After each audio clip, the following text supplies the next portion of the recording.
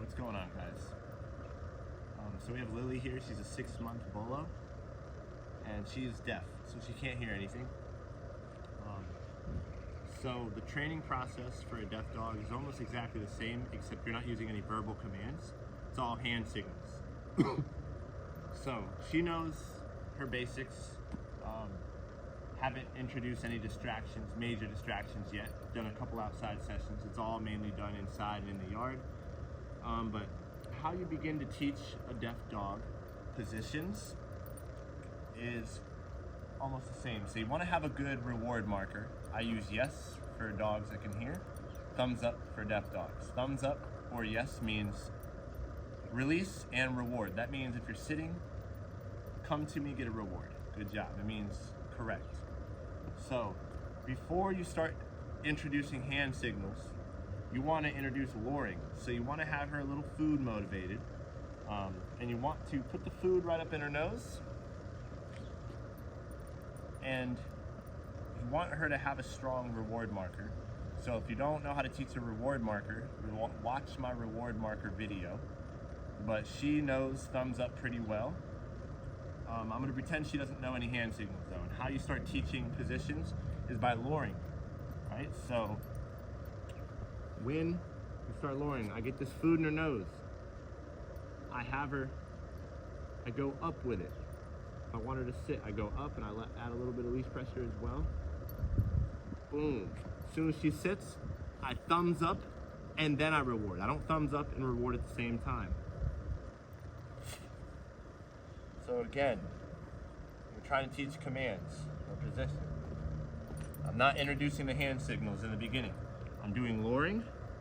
I put it in her nose. As soon as she does what I want, I thumbs up and then I move back, showing that she can now move from that behavior or command position. And food in her nose, boom, she sits, I thumbs up and I reward. I wanted her down. Put the food in her nose, and then I go in a downward motion. Once she goes into the position, thumbs up, step back, reward. Very good. The second she goes into the position, I reward. It has to be the very second she does it. A reward marker is almost like a screenshot in a dog's brain that tells them, ooh, what that was, what I just did was correct. I'm getting a reward. If in the beginning, they don't have any hand signals, or really throughout the whole training, if she offers me a sit or a down without me asking, I'm going to still mark and reward it. I want her to repeat that. Once they know how to go into positions with luring and understand what this means, then you can add a hand signal. So when you add the hand signal, you need to separate everything. So you have to separate everything you do. So I'm not doing anything at the same time, right? I'm not going this and then luring at the same time, or with a dog that can hear. I'm not saying sit. I'm going sit, pause, then I lure, then yes, step back, right? You have to separate everything. Dogs learn in pictures. So now, once you want to start teaching her the hand signals, here's what you do. Let's pretend she's never seen the hand signal. What you would do is you would give the hand signal for a second, and then you would lure, yes, and reward, mark and reward. Same thing, you're still luring, but now you're showing her that this follows the action. And eventually, once you can do this, and she knows it, you don't need to lure anymore. So in this case,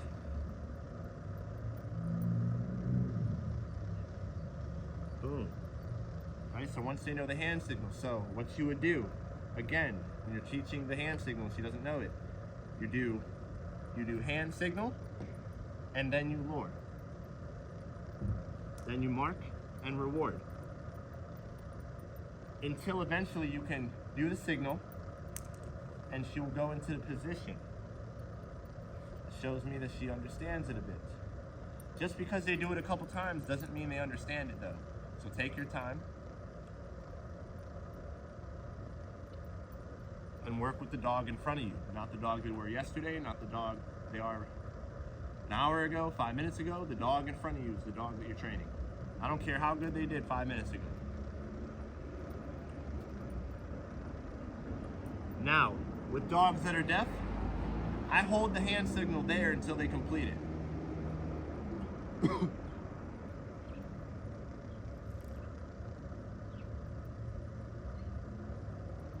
Now, I teach yes and no. No simply means wrong answer, try again, and a correction. Doesn't always have to be a leash pop. If a dog sits, if I tell a dog down and they sit, me simply stepping into them and saying down again can be a correction. If a dog's pulling on a leash and I turn the other way, that can be a correction. Or if a dog does something and I say no and I pop the leash, that's also a correction. That would be a firm correction.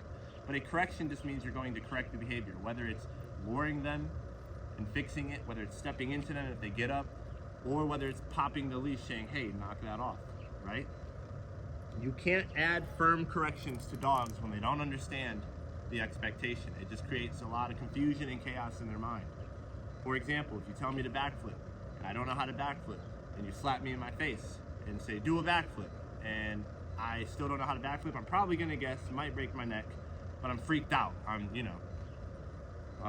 So that is how you start teaching dogs through luring. If I want her to come to me, I just simply leash pressure, and then the second she comes to me, I reward. And then you overlay a command or a hand signal to that once she understands that leash pressure forward means to come to you.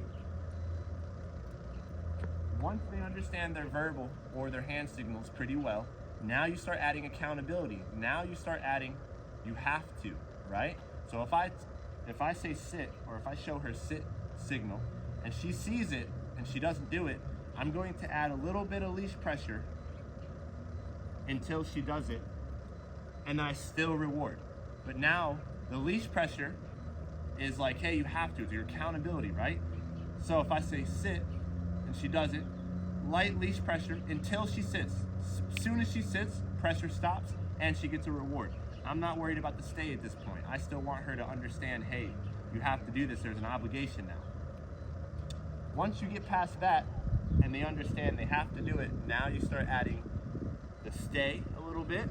Like, I don't teach stay, so sit or down or place, that means do that until you're released, right? So how you start teaching that without having to give a stay signal or the word stay to dogs that can hear is all through body language, right? So I'm going to have her sit. Good. I'm going to have her sit. It helps to add a no marker at this point. No means try again, right? So how you would do that is if you say sit and she downs, I simply no, and then I fix it with leash pressure. She'll understand that when she sees this, wrong answer, try something else. So I'm going to have her sit. Now, if you don't want them to get up, you don't thumbs up at this point. I just nod my head like good job, but it doesn't mean to move. The only thing she should know to move right now is a thumbs up. So I'm going to walk away a little bit. As soon as she gets up, thumbs down, and I say sit again, and I use leash pressure to stop her. I walk around a little bit, yes. But I don't get greedy, right? I'm not expecting her to do 5 minutes if she can't sit there for 5 seconds. And I'm not under heavy distractions, right? We're outside, it's enough for her right now. That's her level. Her level is just being outside of distractions. So I tell her to sit, good, but I didn't release her. So if she gets up, no, sit.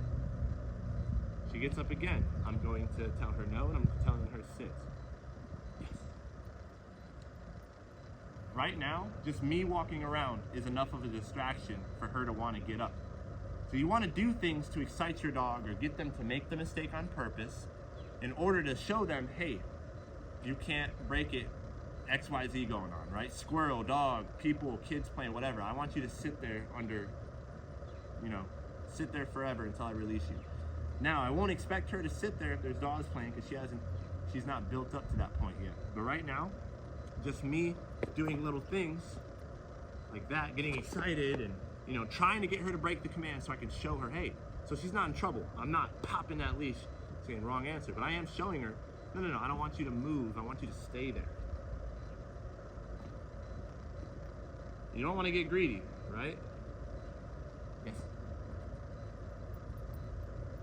I'm slowly going to build the duration.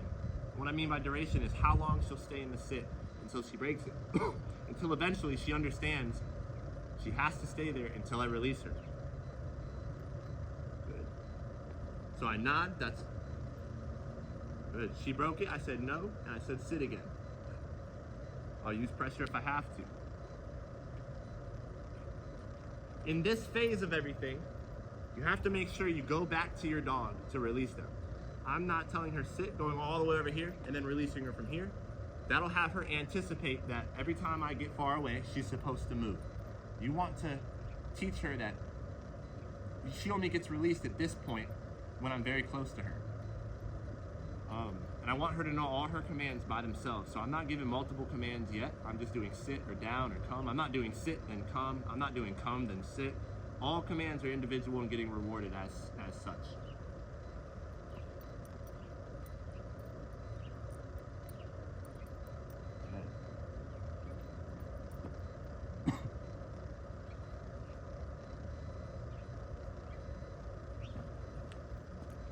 Good. Now for her eye contact, probably wondering how I get her eye contact because we can't say her name, she won't hear me. We're going to condition her to an e-collar with the vibration function and stimulation. And we're going to condition that, hey, when you feel that, it's me, look at me, and automatically come to me. But right now, to get her eye contact, I just do little taps on the leash, non-corrective taps.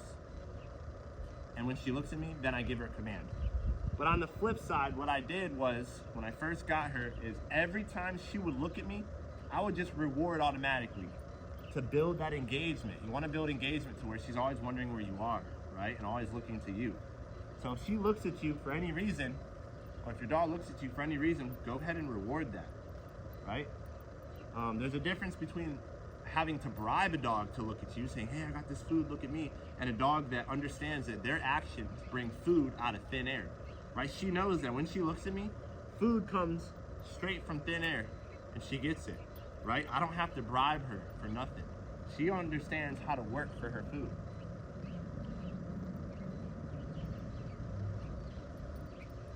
Now, she kind of got up as I said yes there, but I'll still give it to her. Same with the down. Same concept. I walk around. Here. Right? She got up. I said no. And I said down again. Now I said down. She's not doing it. I add a little bit of pressure. Good. She hasn't seen it with the down very much yet.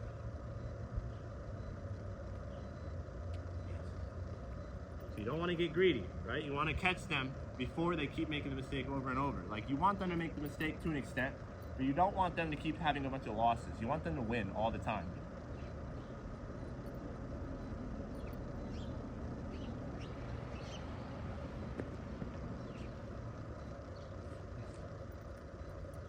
Very good. So, the most important thing is you want to have your dog conditioned to a marker. Whether it's yes, whether it's a clicker, whether it's a thumbs up, whatever. You want something that tells your dog release and reward. Good job, come get a reward from me. It's very important that your dog has that. That's a great communication tool in teaching your dog how to win.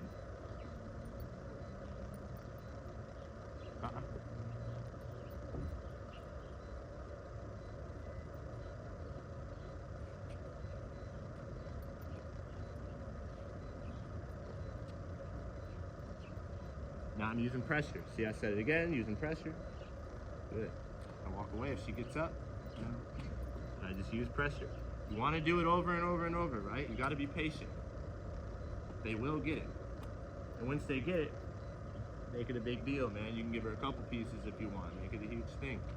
You want your dog to win. That builds their confidence.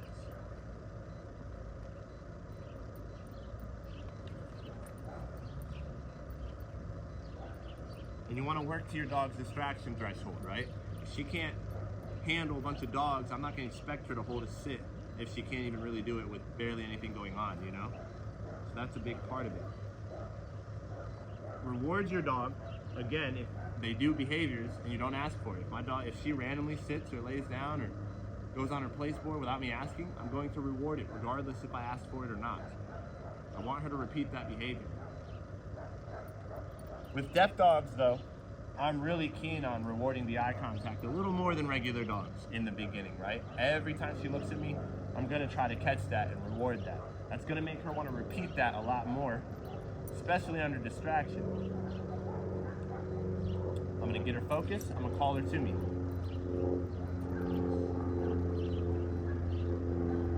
Very good, guys. Hope you guys enjoyed this video. My name is Austin Laramie, and I own Zero to Hero Dog Training in Akron, Ohio. So feel free to, I need some ideas for videos, so feel free to leave a comment, like, subscribe if you want, and let me know your struggles and challenges with your dogs, and I'll be more than happy to make a video about it. Thanks, guys.